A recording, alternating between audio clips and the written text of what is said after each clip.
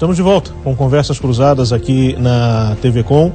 E nós já discutimos aqui no Conversas Cruzadas, hoje o assunto é segurança na internet, mas nós já discutimos aqui a polêmica do IPTU em Florianópolis. E agora à noite nós tivemos informações novas, eu vou trazê-las para vocês, são 10h31, que hoje, depois de quase 3 horas de discussões na Câmara de Vereadores aqui da capital, os parlamentares municipais votaram pela manutenção do veto do prefeito César Souza Júnior ao projeto que revogaria o reajuste de até 50% no IPTU da capital. Ou seja, o reajuste está aprovado e já passa a valer esse ano, de 50%. Está aí na tela também, na matéria do Diário Catarinense. Para derrubar o veto, seriam necessários os votos de 12 vereadores ou metade mais um. O Legislativo tem 23. E todos compareceram à sessão. 9 votaram a favor da manutenção do veto e autorizando o aumento de até 50% e 7 contra. Houve ainda 7 abstenções. E na matéria do diario.com.br, que aí está na sua tela, o Diego pode até rolar um pouquinho para a gente para baixo, tem aí os nomes dos vereadores e como eles votaram, né? Por exemplo, votaram a favor do veto do prefeito Aldérico Furlan, Daú Menezes, Dinho, Herádio Gonçalves, Gui Pereira, Pedrão, Renato Gueschi, Roberto Catume, Tiago Silva. Votaram contra o veto Coronel Paixão, Dr. Ricardo Vieira, Edmilson Pereira, Jaime Tonello, Josemir Cunha, Vanderlei Farias e Lino Pérez. E as abstenções foram dos vereadores Célio João, Celso Sandrini, Deglaber Goulart, Edinho Lemos, Marcelo da Intendência, Jerônimo Alves e Guilherme Botelho da Silveira. Nós vamos explorar esse assunto ao longo da semana, evidentemente, aqui no Conversas e também nos outros espaços aqui da TV Com. Mas então, a informação para você é justamente essa de que o veto, ou melhor, o reajuste do IPTU será de 50%. O veto está mantido e o reajuste será de até 50%. Dito isto, voltamos à mesa falando sobre segurança na internet. Antes, a gente falou um pouco sobre o WhatsApp aqui. O Irã, que é especialista em marketing digital, puxou o assunto e eu queria puxar uma dúvida aqui que volta e meia surge, é recorrente. O WhatsApp recentemente foi comprado pelo Facebook. O WhatsApp não tem propagandas, tem lá um sistema de pagamento anual, de anuidade, que é baixíssimo, R$2, R$3, algum nesse sentido, mas que eu, por exemplo, que já uso há quase 2 anos, nunca fui cobrado. Então, não sei como é que funciona, como é que é essa política de cobrança. Como eu disse, também não vejo anúncios. De onde é que vem o dinheiro do WhatsApp? Como é que ele se torna rentável ou sustentável? Porque o cidadão que está nos acompanhando em casa não pode achar que o WhatsApp é um projeto solidário de troca de mensagens gratuita sem que ninguém ganhe com isso, né? Sim, é verdade. O que acontece é que, geralmente, como a gente viu, por exemplo, vamos puxar lá para trás, vamos puxar mais ou menos ali, acho que, se não me engano, até 2004, 2005 com o Orkut. Né? O Orkut vinha com um modelo que ele se mostrava gratuito para as pessoas. Né? E a partir de um certo ponto, ele começou a ganhar maturidade e depois os anúncios começaram a aparecer. Da mesma forma, nós vimos com o Facebook, com as empresas criando as suas fanpages de forma gratuita, mas depois precisando fazer postagens patrocinadas para impulsionar as suas postagens. Né? A gente vê com o Twitter, né, a mesma forma. Eu acredito que o caminho do WhatsApp ele vai seguir também dessa mesma forma. A gente observa, por exemplo, o Foursquare. Né? O Foursquare, nós estamos ali dentro da nossa timeline, observando ali dicas, o Swarm, que saiu, né? Antes era o Foursquare se dividiu em Foursquare e o Swarm para dar o que a gente chama de check-in. Cheguei aqui, eu quero dizer que eu estou aqui no programa Conversas Cruzadas, dou um ok e faço esse check-in. Em alguns momentos a gente observa que existe um comentário de uma pessoa falando sobre o local que eu estou, mas daqui um pouco, se eu sou o perfil ou a mídia acha que eu sou um perfil, aparece um anúncio. Sim. Eu acredito que da mesma forma com o WhatsApp, daqui um pouco nós teremos talvez alguns grupos provavelmente patrocinados. A gente observa isso muito bem no Viber, que é o concorrente do WhatsApp. Né? Dentro do Viber a gente já percebe grupos que já tem um destaque e já começam as primeiras ações de marketing digital dessa mesma forma.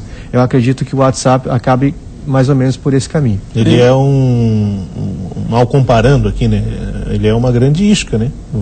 Vai alimentando o usuário vai se interessando, né, pela ferramenta. O que acontece, completando o que o Irã falou, o WhatsApp, quando ele foi adquirido pelo grupo do Facebook, não foi só completar portfólio. O WhatsApp é um extraordinário coletor de informações de perfis, tanto geográficos quanto pessoais.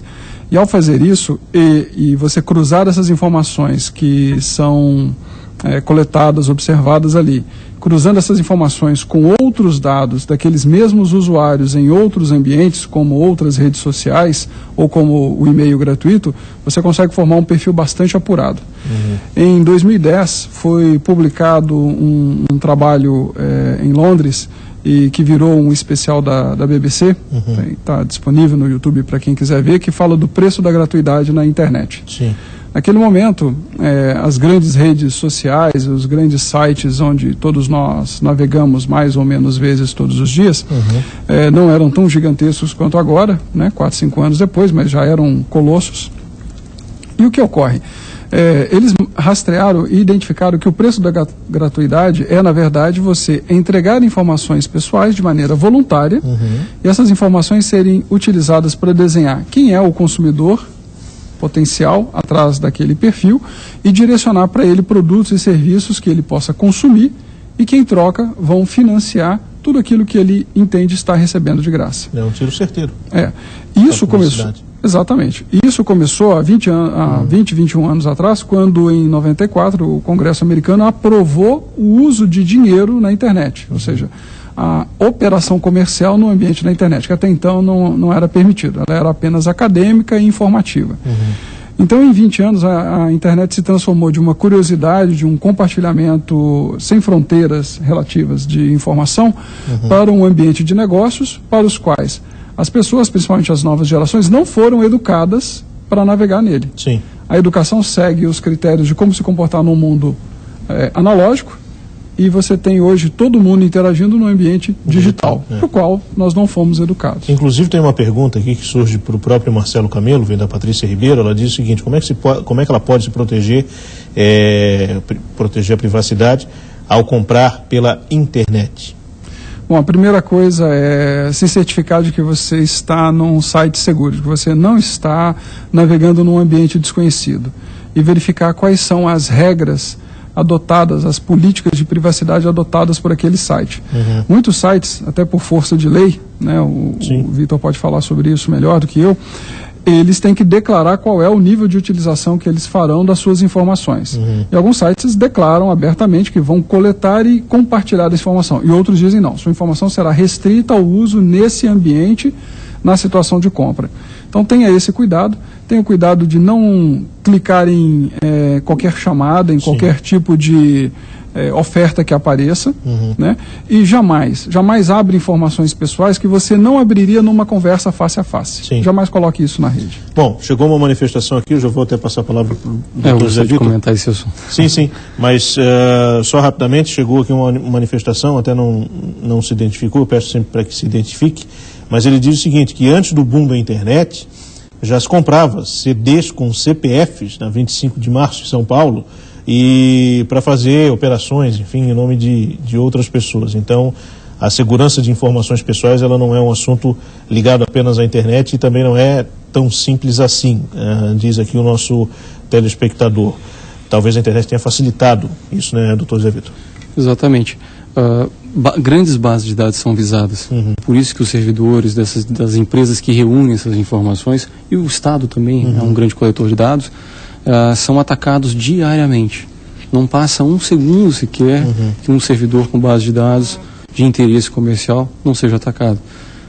Mas falando do ambiente de e-commerce, por exemplo, das compras online, primeiro, ao escolher um site para comprar, procure referências sobre esse site. Sim. O site Reclame Aqui é uma boa referência. Eu ia falar isso. Segundo, com a reforma do Código de Defesa do Consumidor, os sites que vendem online têm a obrigação de declarar CNPJ, endereço, mesmo que seja uma pessoa física. Tem que se identificar quem está vendendo. O site tem que ter uma cara Tem que ter uma empresa, uma pessoa por trás. Exatamente. É uma obrigação disso também. Isso você pode conferir no site da Receita facilmente se essa empresa existe e se é do endereço que ela declara. Sim. Né? Algumas pessoas podem ter passado por maus momentos ao negociar com aquele site, isso também é importante. E termos de uso e política de privacidade. O Marco Civil da Internet obriga que todos os sites tenham termos de uso e política de privacidade, mostrando como você pode utilizar o site, né, e quais informações o site cataloga, registra das pessoas e para qual finalidade. Ele deve descrever e justificar o registro dos dados. Normalmente, os sites não fazem isso. O e-commerce não está preparado para trabalhar, né, de acordo com o CDC, ele não está preparado também de acordo com o Marco Civil da Internet, colocando o cidadão que vai fazer a compra, vai fazer essa interação, num ambiente de insegurança. Ele não sabe com quem está lidando e não sabe onde os seus dados podem parar. Bom, chegou uma pergunta aqui rapidamente para o Marcelo, já passo a palavra lá para o Irã, não mandou o nome aqui, mas ele diz o seguinte: existe algum sistema que possa identificar o meu perfil e me desconectar se assim não reconhecer? Ele se refere à forma ou padrão que utiliza no teclado ou no mouse, por exemplo. É o Alcides que pergunta aqui. Existem tecnologias recentes no mundo, recentes no Brasil, não vou citar aqui os detalhes, mas nós trabalhamos com elas. E o que ocorre? A fraude, tal como foi comentado aí numa pergunta anterior sobre CDs vendidos na 25 de março em São Paulo, Santa Efigênia, etc. Isso. A gente conhece toda essa história. Isso mostra o seguinte: a fraude existe desde que dois seres humanos fizeram um negócio junto. Né? E um terceiro observou. E às vezes o terceiro era um dos dois. Né? E aí o que ocorre?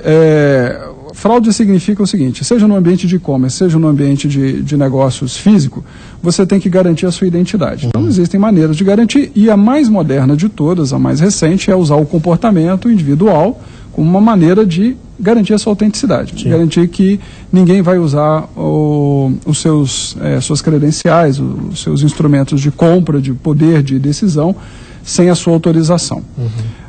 Isso é uma coisa interessante, por quê? Porque no mundo digital é possível furtar todos os dados, é possível fazer mau uso da informação, é possível que um funcionário numa instituição financeira se aproprie de dados que não lhe pertencem, depois grave um CD, grave um pendrive, venda isso por aí.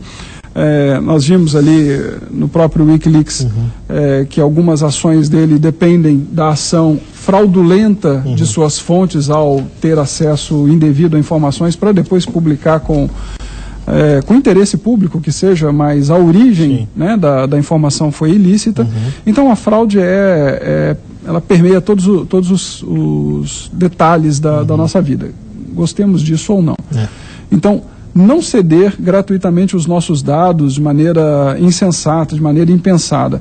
E ainda acrescentar ferramentas como usar o seu próprio comportamento como chave de segurança, são maneiras de evitar que a fraude nos atinja, que uma operação, uma experiência de e-commerce seja bem sucedida, ou que a simples troca de mensagens, o compartilhamento de conteúdo com amigos, com familiares, seja feito de maneira segura. Sim.